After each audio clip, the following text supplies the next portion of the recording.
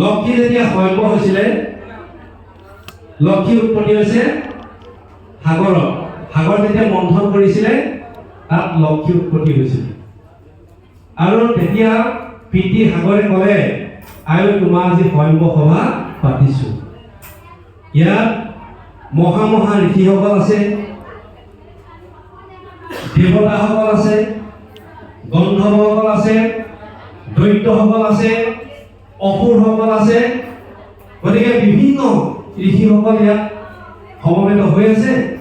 গতিকে তুমি যাকেই মন যায় তুমি তাকেই স্বামীমন কৰিব পাৰা। তোমাৰ হাতত থকা এই উৎপলমালা বুলি তেওঁ ডিঙিত পিন্ধাই তুমি স্বামীমন কৰা। আৰু লগতে তেওঁ ৰূপৰ, কুলৰ আৰু গুণৰ যিজন সৰ্বশ্ৰেষ্ঠ বুলি ভাবা তেওঁক তুমি স্বামীমন কৰা। এই বুলি পিতৃ সাগৰে লক্ষীক পৰামৰ্শ দিলে। তেতিয়া লক্ষীয়ে এমূৰৰ পৰা নিৰ্বাচন কৰিবলৈ গৈছিল। প্ৰথমতে দুবাষাবিনে চালে, চাই ভাবিলে, হীৰা চন্ত দুবাষা ঋষি তপৰ ভাণ্ডাৰ সদায় নগছে আন কুদ্ধ অহংকাৰ আংকমণি ভাল বোলাই বেককাৰ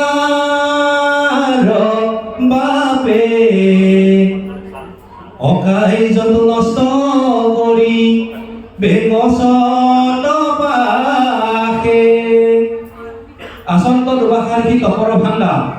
দুবাষা ঋষি হৈছে তপৰৰ এজন ভাণ্ডাৰী। কিন্তু ভাণ্ডাৰী হ'লে কি হ'ব?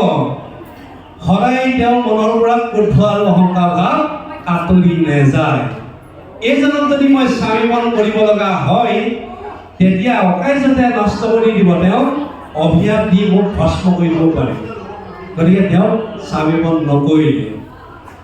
নকৰি সভাৰ মাজত বহি থকা দৈত্যগুৰু শুক্ৰাচাৰ্যবিনে চালে, হে জানো দৈত্য শুক্ৰগুৰু অন্ত মহাজ্ঞানী তথাপিতে ৰত সংগ লোভবিষ্ট প্ৰাণী। লোভিত বৰে নাহি মন কৰ্ম জ্যোতি খাইবে নপাইলে গাইবে নিতে দণ্ড। শুক্ৰাচাৰ্য কি হৈছে? দৈত্যসকলৰ লগত থাকি থাকি তেওঁ লোভিয়া হৈছে। তেওঁ যদি ভালকৈ জুতি পুতি যদি নিমখ যদি বেছি হৈছে বা কম হৈছে বা হালধি যদি বেছি হয়, ভালকৈ যদি খুৱাব নোৱাৰে তেতিয়াহ'লে নিদিয়ে লগাই দণ্ড, মানে খং উঠাৰ লগে লগে মাৰপিট কৰি দিব পাৰে, খুব কাজিয়া পচাল লাগি দিয়ে। গতিকে এনেকুৱা লোভীয়া প্ৰাণীকো স্বামীকো মানে স্বামীমক গ্ৰহণ নকৰিবৰ কাৰণে লক্ষী যোগেদি আমাক এই কাহিনীৰ যোগেদি আমাক প্ৰকাশ কৰিছে। যদিও মহাজ্ঞানী, শুক্ৰাচাৰ্য এজন মহাজ্ঞানী, কিন্তু লোভীয়া কাৰণে তেওঁ স্বামীমন কৰা নাই। তাৰপিছত সভাৰ মাজত বহি থকা পৰশুৰামকে চালে। পৰশুৰামৰ কি হৈছে? যদিও ধৰ্মমতী তেওঁ ক্ষত্ৰিয়ক দেখিবই নোৱাৰে, সদায় মাৰো কাটোকে থাকে। গতিকে কোনদিনাখনি মোক বিনা কাৰণত কুঠা আঘাতত মোক মৃত্যুবৰণ হৈ যাব লাগিব, সেই বুলি তেওঁকো স্বামীমন নকৰি ব্ৰহ্মাপিনে চালে। ব্ৰহ্মাপিনে চাই ভাবিলে, আচন্ত বিধিত জাক সেৱে পুৰা সুৰ আটক কৰে তলৈক্যত নাহি কামাতুৰ। তেওঁ লিখীয়া কামাতুৰা পুৰুষ নাই আৰু ব্ৰহ্মা, কাৰণ নিজৰ দুহিতাকে শৰণ কৰিছিলে। গতিকে আমাৰ যদি স্বামীজন যদি কামাতুৰা হয়, ভকতজন যদি কামাতুৰা হয়, তেতিয়াও ঘৰখনত শান্তি লাভ কৰিব নোৱাৰে। যদি স্বামীজন যদি কামাতুৰা হয় তেতিয়াহ'লে বিভিন্ন আপত্তি আহিব, আইবাকিলি। এই বুলি তেওঁকো স্বামীমন নকৰি সভাৰ মাজত বহি থকা ইন্দ্ৰপিনে চালে। ইন্দ্ৰ কবধিবে কুন্ত সুন্তদেৱ ৰাজ তেখনে পলাইবু দৈত্য কাহিলন্তৰাজ বাৰে বাৰে নাৰায়ণে থাপত জনক কতে পলাইবু মই ইহান লগত। ইন্দ্ৰ হৈছে স্বাৰ্থপৰ, চৰিত্ৰহীন আৰু ভয়াতুৰ। বাৰে বাৰে দেৱতাসকলে দৈত্যসকলে বাৰে বাৰে, যদিও দেৱতা ৰজা, দৈত্যসকলে বাৰে বাৰে তেওঁ শিক্ষাখন ৰাজ্যখন কাঢ়ি লয় আৰু প্ৰভু ভগৱন্তই পুনৰ তেওঁক ঘূৰাই দিয়ে। এইজনক যদি মই স্বামীবন কৰিব লগা হয় তেতিয়াহ'লে ময়ো দৈত্য ভয়ত ঘৰে ঘৰে পলাই থাকিব লাগিব। এই বুলি তেওঁক স্বামীবন নকৰি সভাৰ মাজত বহি থকা শংকৰ পিনে চালে। শংকৰ আচত আন কোনে পাৰে আস দিব্য গৃহ বাৰী এৰি শ্মশানত বাস ৰত্ন এৰি মুণ্ডৰমা লাগ পিঠে গান্ধি ইহান কবৰিলে মোৰ নাহি সুখ শান্তি। শিৱকত থাকে, দিব্য গৃহ এৰি তেওঁ শ্মশানত থাকে, ৰত্নমালা এৰি তেওঁ মুণ্ডমালা পিন্ধে। গতিকে তেওঁক যদি মই স্বামীবন কৰিব লগা হয় ময়ো মুণ্ডমালা পিন্ধিব লাগিব, ময়ো দিব্য গৃহ এৰি মই মানে শ্মশানত থাকিব লাগিব। গতিকে এওঁলোকক স্বামীবন কৰিলেও মোৰ সুশান্তি নহ'ব। এই বুলি ভাবি তেওঁকো স্বামীবন নকৰিলে। চাৰিহিত পিনে চালে। চাৰিহিত হৈছে গোটেই জগতখন ব্ৰহ্মময় দেখে, কোনো নৰনাৰীৰ প্ৰতি কোনো আসক্তি নাই। গতিকে তেওঁলোকক যদি স্বামীবন কৰিব লগা হয় ময়ো তেওঁলোকৰ দৰে ঘূৰি ফুৰিব লাগিব। সেই বুলি ভাবি তেওঁকো স্বামীবন নকৰিলে। নকৰি বলি পিনে চালে। বলি হৈছে কৰ্ম অধীন।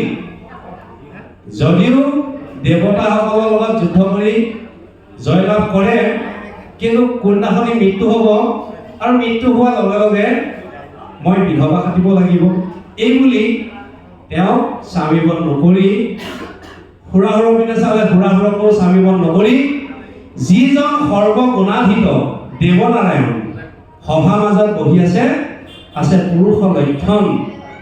কিন্তু তেওঁ বাকীসকলে দেৱ দেৱতাসকলে মোক দেখাৰ লগে লগে গোটেই হাবিৰাস কৰি আছে, কিন্তু প্ৰভু ভগৱন্তই মোৰ ফালে চাই মোৰ ফালে কোনো কেৰাহীকো চোৱা নাই। যদি মই তেওঁৰ ওচৰলৈ গৈ চাওঁ, যদি তেওঁ সন্মত দিয়ে তেওঁকে মই স্বামীবন কৰিম। এই বুলি গৈ তেওঁকে স্বামীবন কৰিছিল। এই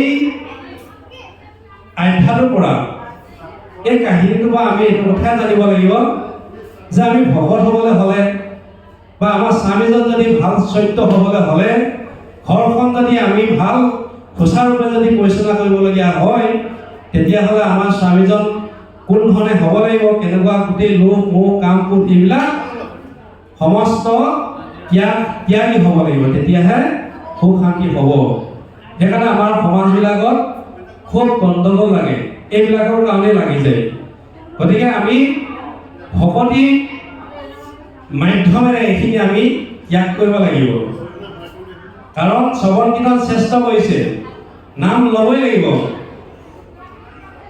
আমি স্বৰ্গ মধ্য আৰু বৈকুণ্ঠ, আমি ভাবিছোঁ যে বৈকুণ্ঠলৈ যাব লাগিব। বৈকুণ্ঠ ক'ত? এয়াই দ্বিতীয় বৈকুণ্ঠ। ইয়াতে বৈকুণ্ঠ আছে, ইয়াতে স্বৰ্গ আছে, ইয়াতে নৰক আছে। গতিকে বৈকুণ্ঠ নকুণ্ঠা কোনো যাতে শত্ৰুৱে আক্ৰমণ কৰিব নোৱাৰে, সেই হৈছে বৈকুণ্ঠ। জয়বিজয়টো বৈকুণ্ঠত দৌৰি আছিলে, আকৌ কিয় আহিবলগীয়া হ'ল? বৈকুণ্ঠত দৌৰি আছিলে, তেওঁলোক আকৌ ঘূৰি আহিবলগীয়া হ'ল কাৰণ তেওঁলোকে ভক্তিটো কৰা নাছিলে। ভক্তি বলত তেওঁলোকে বৈকুণ্ঠ পোৱা নাছিল। জয়বিজয় পিতৃ আছিল এজন হৰি ভকত, একান্ত ভকত আছিল। যেতিয়া জয়বিজয় জন্ম হয় তেতিয়া হৰি মানে ভগৱন্তক ঈশ্বৰক আৰাধনা কৰাত পিতৃয়ে ভাবিলে যে মই আকৌ বিষয়তে থাকিব লাগিব, এই ল'ৰা যদি মই পালন কৰোঁ তেতিয়াহ'লে মই বিষয়তে মজি থাকিব লাগিব। গতিকে ঈশ্বৰৰ সন্তান ঈশ্বৰেই অৰ্পণ কৰা ভাল বুলি তাৰ ল'ৰা তাতে এৰি তেওঁ বনলৈ গুচি গ'ল হৰিক আৰাধনা কৰিবৰ কাৰণে। ভগৱন্তই ভাবিলে ভগৱন্তই ভকতক ৰক্ষা কৰে। মই পিনে ভকতে নিশ্চিতে কিছু আন, ময়ো ভকতৰ পৰাই নাজানো আন। গতিকে ভগৱন্তই বাধ্য হ'ল, আহিব লগা হ'ল। আহি সেই শিশু দুটিক লৈ লক্ষীক দিলেগৈ। যথাসময়ত লক্ষী লালন পালন কৰাৰ পিছত যথাসময়ত ডাঙৰ দীঘল হ'ল। তাৰপিছত চাকৰি হিচাপে বৈকুণ্ঠ দৌৰি দিলে। কিন্তু ভক্তি বলত নোযোৱাৰ কাৰণে তেওঁলোকৰ অহংকাৰ হ'ল।